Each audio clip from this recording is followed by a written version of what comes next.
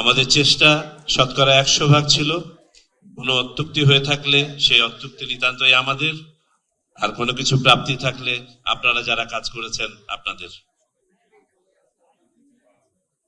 আমরা মনে করি জাতি হিসেবে আমাদের মান, সম্মান, ভাবমূর্তি বিশ্ববাজারে, আমাদের বার্গেনিং ক্যাপাসিটি, আমাদের বিনিয়োগ, কর্মসংস্থান কেন কিছু নাই যেটা এই নির্বাচনের সাথে সম্পৃক্ত ছিল না।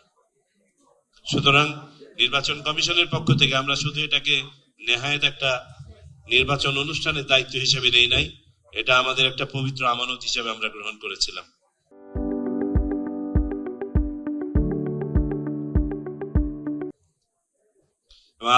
আল্লাহর হাজার শুকর, তিনি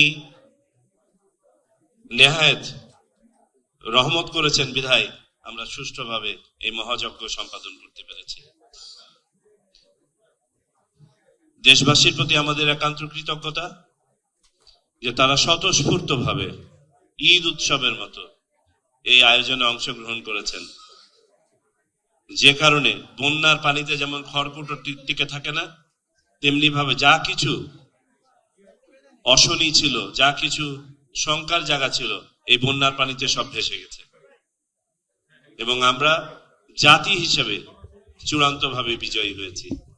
আমি আর কথা বাড়াই না, পুনরায় আপনাদের কাছে কৃতজ্ঞতা জ্ঞাপন করছি নির্বাচন কমিশনের পক্ষ থেকে।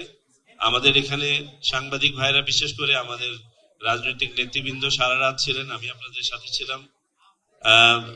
আমাদের প্রশাসনিক ব্যবস্থাপনায় হয়তো কোনো ঘাটতি থেকে থাকবে, আপনাদেরকে যথাযথভাবে আমরা লুক আফটার করতে পারি নাই।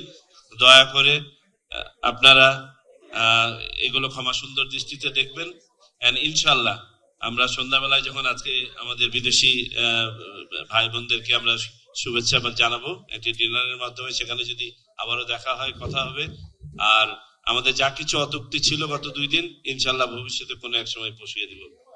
তো সবাই ভালো থাকবেন। বাংলাদেশ চিরজীবী হোক।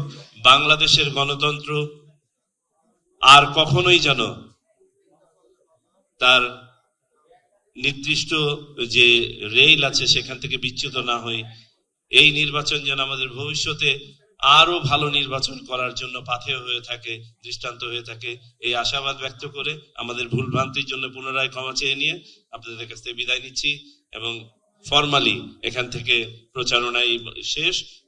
বাকি যে স্ট্যাটিস্টিক্যাল কিছু জিনিস আছে আপনাদেরকে আমাদের সম্মানিত সিনিয়র সেক্রেটারি আলাদাভাবে আমাদের মিডিয়ার ভাই বোনদেরকে দিয়ে দিবেন।